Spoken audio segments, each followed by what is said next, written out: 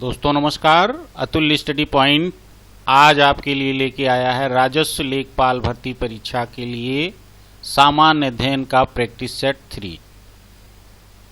आपके लिए लगातार प्रैक्टिस सेट लाया जा रहा है जो आप लोग देख रहे हैं और पसंद भी कर रहे हैं। इसी श्रृंखला में हम देखते हैं सामान्य अध्ययन का ये प्रैक्टिस सेट, जिसमें पहला क्वेश्चन है, प्रिंस ऑफ पिलग्रिम्स नाम किसे प्रदान किया गया था। प्रिंस ऑफ पिलग्रिम्स नाम किसे प्रदान किया गया था। पहला विकल्प दिया गया है फाहियान को, इत्सिंग को, ह्वेनसांग को या मेगास्थनीज को।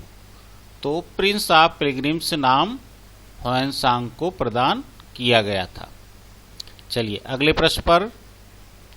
ये बहुत ही महत्वपूर्ण श्रृंखला है। अगर इसको हम पूरी तरह से सॉल्व करते हैं तो निश्चित ही सफलता हमें मिलेगी। अगला प्रश्न है, अटाकामा मरुस्थल किस दक्षिण अमेरिकी देश में है। चिली में है, पेरू में है, ब्राजील में है, कोलंबिया में। तो अटाकामा मरुस्थल किस दक्षिणी अमेरिकी देश में है। चिली में है। इसका पहला विकल्प सही है। अगला प्रश्न, चुने ही हुए प्रश्न ही इसमें श्रृंखला में शामिल किए जाते हैं। गुरु अर्जुन देव सिखों के कौन से गुरु थे।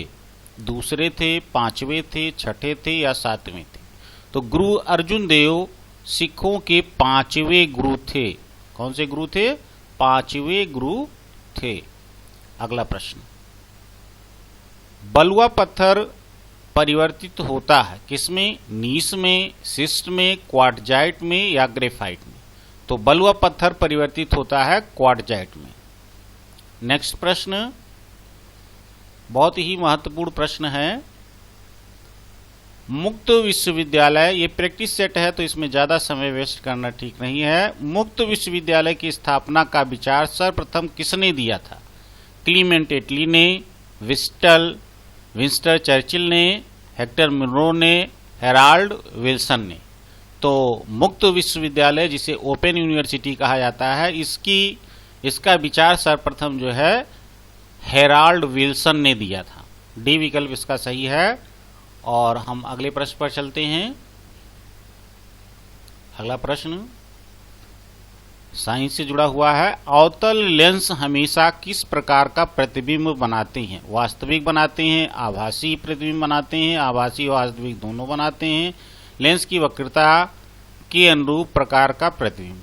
तो हम लोग जैसा कि जानते हैं कि जो अवतल लेंस हमेशा आभासी प्रतिबिंब बनाता है।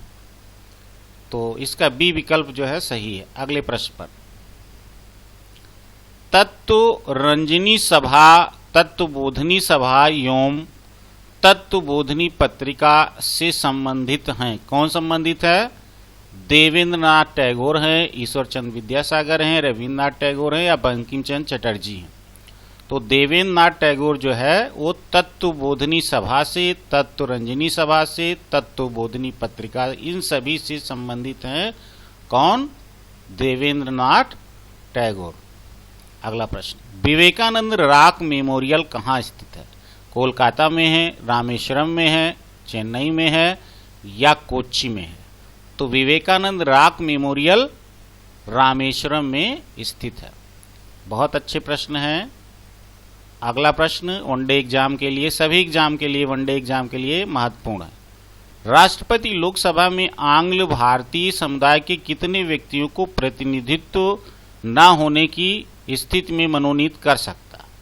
अगर लोकसभा में आंग्ल भारतीय, एंग्लो इंडियन समुदाय का सदस्य नहीं है तो कितने सदस्यों को मनोनीत कर सकता है। राष्ट्रपति कितने सदस्यों को मनोनीत कर सकता है। 1 को, 2 को, 3 को या 12 को। तो जो लोकसभा है उसमें 2 सदस्यों को राष्ट्रपति मनोनीत कर सकता है। चलिए अगले प्रश्न पर, जैन मतानुसार अंतिम से एक पहले तीर्थकर कौन थे। मतलब क्या है, 23वें तीर्थकर कौन थे। 24वें जहां तक हम लोग जानते हैं कि महावीर स्वामी जैन धर्म के 24वें तीर्थकर थे। तो इसमें पार्श्वनाथ थे, ऋषभदेव, महावीर या भद्रबाहु। तो महावीर 24वें थे और 23वें हमें बताना है, 23वें पार्श्वनाथ थे। ये विकल्प इसका सही है। अगले प्रश्न पर, कपिल मुनि द्वारा प्रतिपादित दार्शनिक प्रणाली है, पूर्व मीमांसा है, उत्तर मीमांसा है, सांख्य दर्शन है या न्याय दर्शन है। तो कपिल मुनि ने क्या किया था, सांख्य दर्शन दिया था। चलिए अगले प्रश्न पर, बहुत ही अच्छे अच्छे प्रश्न हैं। निम्नलिखित देशों में से किसमें तमिल एक मुख्य भाषा है। वीडियो को पूरा देखिएगा, बहुत अच्छे प्रश्न, पूरे 40 प्रश्न में बहुत अच्छे प्रश्न शामिल किए गए हैं। देखिए, तमिल एक मुख्य भाषा है किस देश की, भारत को छोड़कर अन्य किस देश की मुख्य भाषा है। म्यांमार की है, इंडोनेशिया की है, मॉरिशस की है या सिंगापुर की। बहुत अच्छा प्रश्न है, इसको आप भी बताइए, बहुत अच्छा प्रश्न है। तो ये देखिए, जो सिंगापुर है यहाँ पर तमिल जो है मुख्य भाषा के रूप में बोली जाती है। इसके अलावा तमिल श्रीलंका में भी बोली जाती है और मलेशिया में भी तमिल भाषा बोली जाती है। अगले प्रश्न पर, भारत में करेंसी नोट कौन जारी करता है। वित्त मंत्रालय, वित्त सचिव, भारतीय स्टेट बैंक या भारतीय रिजर्व बैंक। तो ये बहुत अच्छा प्रश्न है, डी विकल्प है, भारतीय रिजर्व बैंक जो है वो करेंसी नोट जारी करता है। अगला प्रश्न, इसरो ISRO किसका संक्षिप्त रूप है, मतलब इसका संक्षिप्त रूप क्या है। Indian Scientific Research Organisation, Indian Space Research Organisation, International Space Research Organisation, International Scientific Research Organisation. तो ये जो है इसरो का पूरा नाम क्या है, Indian Space Research Organisation. B विकल्प इसका सही है। चलिए अगला प्रश्न, मनुष्य किसके द्वारा जीवमंडल में पारिस्थितिक संतुलन बनाए रखता है। देखिए, वनोन्मूलन तो ये संभव ही नहीं है, संवर्धित पौधों की नई किस्में और पालतू पशु की नई नस्लें विकसित करना। चलिए देखिए, कुछ हद तक तो है, लेकिन कीटनाशी और पीड़कनाशी का प्रयोग ये भी गलत है। जीवों की सापेक्ष संख्या के सूक्ष्म संतुलन को समझना, ये जो डी विकल्प है ये मुख्य विकल्प है। प्रश्न के अनुसार ये विकल्प बिल्कुल सही है, जो हमारा डी विकल्प था, मनुष्य किसके द्वारा जीवमंडल में पारिस्थितिक संतुलन बनाए रख सकता है। तो इसका जो डी विकल्प है, जीवों की सापेक्ष संख्या के सूक्ष्म संतुलन को समझना, तो डी विकल्प इसका सही है। इस प्रश्न का डी विकल्प सही है। अगले प्रश्न पर, धूम कोहरा किसके संयोजन से बनता है, वायु और जलवाष्प के। तो ये वायु और जलवाष्प के नहीं बनता है, जल और धुआं के नहीं बनता है, अग्नि और जल के नहीं बनता है, धुआं और कोहरा, जो धूम्र होता है और कोहरा, इन दोनों के मिलने से स्मॉग बनता है। डी विकल्प हमारा बिल्कुल सही है। अगले प्रश्न पर, कांच के निर्माण के लिए प्रयुक्त कच्ची सामग्री है, क्या क्या है। पहला विकल्प है, आप भी सॉल्व करिए साथ में, बालू, सोडा, चूना पत्थर, बालू, चारकोल, सोडा, चूना पत्थर, चारकोल, सल्फर, बालू, सल्फर, सोडा। तो कांच के निर्माण में क्या प्रयुक्त होता है, कच्ची सामग्री, बालू रहता है इसमें, सोडा रहता है और चूना पत्थर रहता है, अतः ए विकल्प हमारा सही है। अगले प्रश्न पर, घेघा जिसे हम गलगंड या ग्वाइटर रोग कहते हैं, किसकी कमी से होता है। क्लोरीन की कमी से, सोडियम की कमी से, आयोडीन की कमी से या कैल्शियम की कमी से। तो घेघा रोग जो है वह हम जानते हैं कि हमारे गले में थायराइड ग्लैंड होती है और वही बढ़ जाती है। क्यों बढ़ जाती है, आयोडीन की कमी के कारण।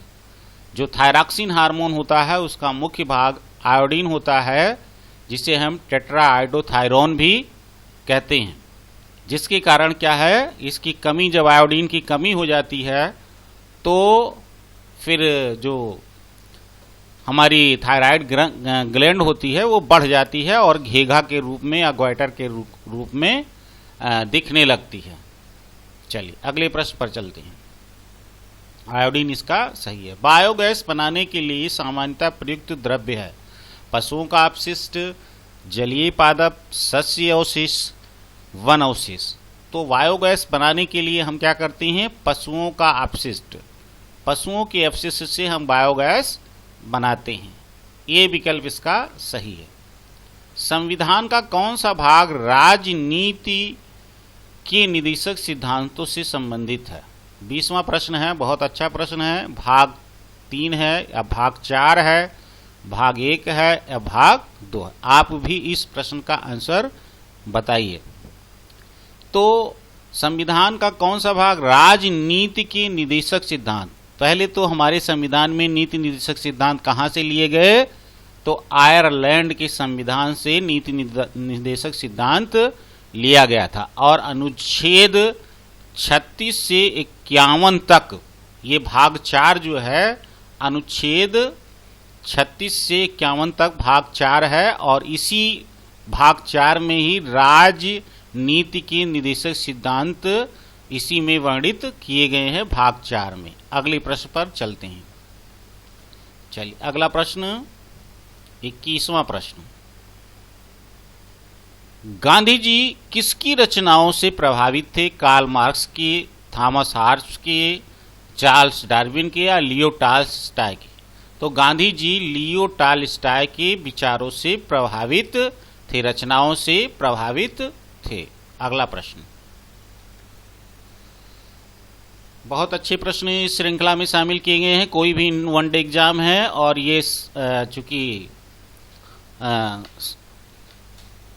जीएस है और जीएस जो है सभी परीक्षाओं के लिए, चाहे वो बीयू की परीक्षा हो, चाहे वो लेखपाल की परीक्षा हो, चाहे वो पीसीएस की परीक्षा हो, सभी परीक्षाओं आरओ यारो की है, सभी में ये काम करेगा और बहुत महत्वपूर्ण प्रश्न इस श्रृंखला में है। लोकतांत्रिक समाजवाद की विधियां हैं क्रांति, आम हड़ताल, तोड़फोड़, समझाना और प्रचार करना। तो लोकतांत्रिक समाजवाद की विधियां हैं समझाना और प्रचार करना। अगला प्रश्न, असम राज्य में काम कर रही तेल परिष्करण शालाओं की रिफाइनरियों की संख्या कितनी है? असम राज्य में तेल रिफाइनरी है तो कितनी है? 1 है, 2 है, 3 है या 4 है? ये 23वां प्रश्न बहुत ही महत्वपूर्ण प्रश्न है। तो यहां पर जो है असम में 4 रिफाइनरियां लगी हुई हैं और एक डिगबोई में है, एक बंगाई गांव में है, एक गुवाहाटी में है और एक है नुमलीगढ़ में। 4 इकाइयां लगी हुई हैं। कहां पर? असम में तेल परिष्करणशाला, 4 तेल परिष्करणशाला या रिफाइनरी लगी हुई हैं। चलिए अगले प्रश्न पर, वित्त आयोग की नियुक्ति कौन करता है? वित्त मंत्री, प्रधानमंत्री, लोकसभा अध्यक्ष, राष्ट्रपति। तो वित्त आयोग जो है ये संवैधानिक संस्था होती है। संवैधानिक संस्था की नियुक्ति जो है वो राष्ट्रपति द्वारा की जाती है। तो ये जो है वित्त आयोग की नियुक्ति किसके द्वारा की जाती है? राष्ट्रपति के द्वारा की जाती है और ये वित्त आयोग जो है अनुच्छेद 280 के अंतर्गत आता है, उसी में इसके बारे में विवरण मिलता है। अगला प्रश्न, मुख्य आयरन एवं स्टील उद्योग किस पठार में स्थित है? दक्कन का पठार, मालवा का पठार, तेलंगाना का पठार, छोटा नागपुर का पठार। तो आयरन और स्टील उद्योग जो है वह कहां पर? छोटा नागपुर का पठार, यहीं पर जो है स्थित है। आयरन और स्टील उद्योग यहीं पर अधिक मात्रा में लगाए गए हैं, अधिक संख्या में। अगला प्रश्न, घास का सबसे ऊंचा और सबसे मोटा प्रकार कौन सा है? अल्फाल्फा है, चारा है, बांस है, लाइकिन। तो हम जानते हैं कि बांस जो है घास का सबसे ऊंचा और सबसे मोटा प्रकार है। चलिए अगला प्रश्न, निम्नलिखित में से किस नदी का स्रोत भारत से बाहर है? ब्रह्मपुत्र, ब्यास, रावी, झेलम। तो झेलम का उद्गम भारत, रावी भारत, ब्यास भारत, लेकिन ब्रह्मपुत्र जो है उसका उद्गम स्थल तिब्बत से है। तिब्बत जो है वह तिब्बत के पुरंग जिले से है और वहीं पर मानसरोवर झील है, उसी पास से ये जो है ब्रह्मपुत्र नदी निकलती है। तो ये पहला विकल्प इसका सही है। निम्नलिखित में से किस नदी का स्रोत भारत से बाहर है? ब्रह्मपुत्र नदी का स्रोत भारत से बाहर है। चलिए अगला प्रश्न, माजुली संसार का सबसे बड़ा नदी द्वीप किस राज्य में स्थित है? अरुणाचल प्रदेश में है, असम में है, त्रिपुरा में है या मिजोरम में है? अच्छा प्रश्न है। तो जो माजुली है वो कहाँ? असम में स्थित है। कहां पर स्थित है? असम में स्थित है। ये सिंधु नदी, जो सिंधु नदी है उसी ब्रह्मपुत्र नदी है उसी के बीच में यह द्वीप स्थित है। चलिए अगले प्रश्न पर हम लोग चलते हैं। असम में यह द्वीप माजुली पड़ता है। मरुस्थली भवन को कैसे रोका जा सकता है? इसको कह सकते हैं मरुस्थलीकरण को कैसे रोका जा सकता है? अवनालिकाओं को प्लग करके, अतिचारण को रोककर, समोच्च रेखाएं जुताई कर, रक्षक मेखलाएं बनाकर। तो मरुस्थली भवन को कैसे रोका जा सकता है? अतिचारण को रोककर। मरुस्थली भवन को रोकने के लिए या मरुस्थलीकरण को रोकने के लिए हमें अतिचारण रोकना पड़ेगा। चलिए अगला प्रश्न, देवी माता की पूजा किससे संबंधित थी? मतलब किस सभ्यता से? आर्य सभ्यता के साथ, भूमध्य सागरीय सभ्यता के साथ, सिंधु घाटी सभ्यता के साथ या उत्तर वैदिक सभ्यता के साथ? तो देवी माता की पूजा संबंधित थी। सी विकल्प इसका सही है, सिंधु घाटी सभ्यता के साथ इसका संबंध था। अगला प्रश्न, अगले प्रश्न पर हम लोग चलते हैं। 31वां प्रश्न, MRI मशीन में निम्नलिखित में से किसका प्रयोग किया जाता है? ध्वनि तरंग का किया जाता है, यक्स किरण का किया जाता है, पराश्रव्य तरंग का किया जाता है, चुंबकीय तरंग का किया जाता है? आप भी, चूंकि प्रैक्टिस सेट है तो इसमें आप भी पार्टिसिपेट करिए, उत्तर बताने का प्रयास करिए। देखिए जो MRI है उसका पूरा नाम होता है magnetic resonance imaging. Magnetic resonance imaging इसका जो है, तो यम से ही पता चल जाता है मैग्नेटिक। मैग्नेटिक मतलब चुंबकीय, यानी कि डी विकल्प जो है इसमें चुंबकीय तरंग दिया गया है, तो चुंबकीय तरंग इस का प्रयोग इसमें किया जाता है। मैग्नेटिक वेव का प्रयोग इसमें किया जाता है। अगला प्रश्न, हल्दी घाटी की लड़ाई किसके मध्य लड़ी गई थी? अकबर और राणा संग्राम सिंह के मध्य, अकबर और मेदिनी राय के मध्य, अकबर और महाराणा प्रताप के मध्य, अकबर और उदय सिंह के मध्य। बहुत अच्छी लड़ाई ये लड़ी गई थी। किसके साथ में? इसी में महाराणा प्रताप ने घास की रोटियां खाई थी और 18 जून 1576 को महाराणा प्रताप और किसके बीच में? अकबर की तरफ से जो है आमेर के राजा मान सिंह जो है नेतृत्व कर रहे थे और महाराणा प्रताप से और इनका युद्ध हुआ। किस सन में? 1576 ईस्वी में। 18 जून 1576 ईस्वी में हल्दी घाटी की लड़ाई लड़ी गई। चलिए इसका सी विकल्प सही है और अगले प्रश्न पर हम लोग चलते हैं। शाहजहां का तख्ती ताउस 1739 ईस्वी में कौन ले गया था? अफगान आक्रामक अहमद शाह अब्दाली ले गया था या फारसी आक्रामक नादिर शाह, मंगोल आक्रामक चंगेज खां, ब्रिटिश ईस्ट इंडिया कंपनी?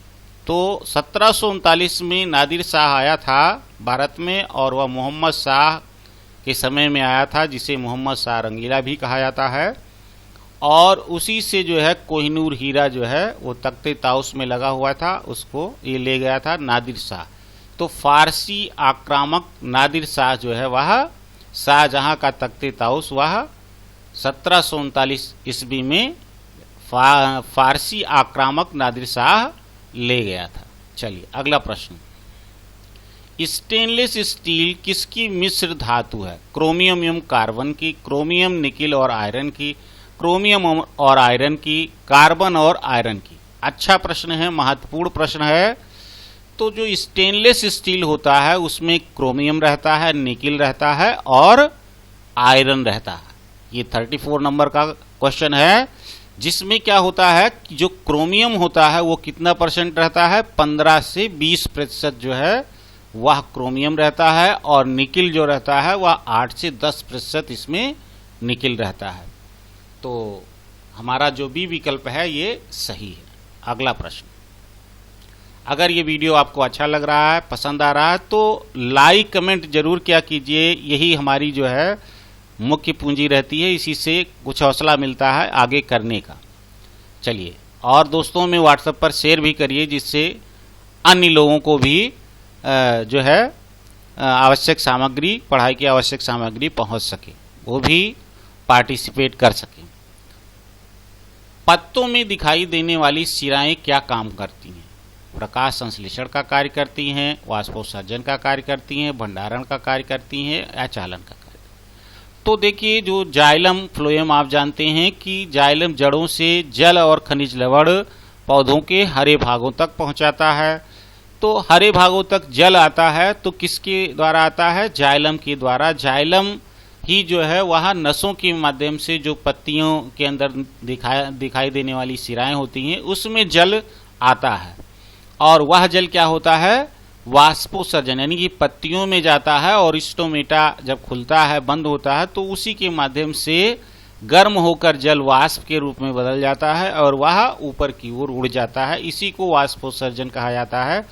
तो पत्तों में दिखाई देने वाली सिराएं क्या काम करती हैं? वाष्पोत्सर्जन का कार्य करती हैं। अगला प्रश्न, निम्नलिखित में से कौन बौद्ध साहित्य है? त्रिपिटक, उपनिषद, अंग, आरण्यक। तो जो त्रिपिटक है यह बौद्ध साहित्य है। सामान्य सा प्रश्न है। अगला प्रश्न, गुर्दे किडनी की कार्यात्मक इकाई क्या है? एक्सान है, न्यूरॉन है, नेफ्रॉन है, या धमनी? अच्छा प्रश्न है। गुर्दे की कार्यात्मक इकाई क्या है? नेफ्रॉन है। नेफ्रॉन जो है वो गुर्दे में लाखों की संख्या में नेफ्रॉन पाए जाते हैं, और ये जो है किडनी की कार्यात्मक इकाई होती है। चलिए, अगला प्रश्न, हमारे शरीर में त्वचा की सतह के नीचे मौजूद वसा किसके विरुद्ध अवरोधक का कार्य करती है? किसके विरुद्ध करती है? शरीर से ऊष्मा की क्षति के विरुद्ध, शरीर से अनिवार्य द्रवों की क्षति के विरुद्ध, शरीर से लवण की क्षति के विरुद्ध, पर्यावरण से हानिकारक सूक्ष्म जीवों के प्रवेश के विरुद्ध। तो हमारे त्वचा की सतह के नीचे जो वसा होती है वो क्या करती है? उसे हम बोलते हैं एडिपोज टिश्यू बोलते हैं, और ये क्या करती है? शरीर से ऊष्मा की क्षति को रोकने का कार्य करती है। बहुत अच्छा प्रश्न है। अगला प्रश्न, मनुष्य की लाल रुधिर कणिकाओं का जीवन काल कितना होता है? अच्छा प्रश्न है, सामान्य प्रश्न है लेकिन अच्छा प्रश्न है। मनुष्य के लाल रुधिर कणिकाओं का जीवन काल 120 दिन होता है, या 150 दिन, 180 होता है, या 190 होता है। तो सब लोग जानते हैं कि 120 दिन होता है। और जो लाल रुधिर कणिकाएं होती हैं कहाँ बनती हैं? अस्थि मज्जा के अंदर लाल रुधिर कणिकाओं का निर्माण होता है। अगला प्रश्न, बोन मैरो जिसको कहते हैं,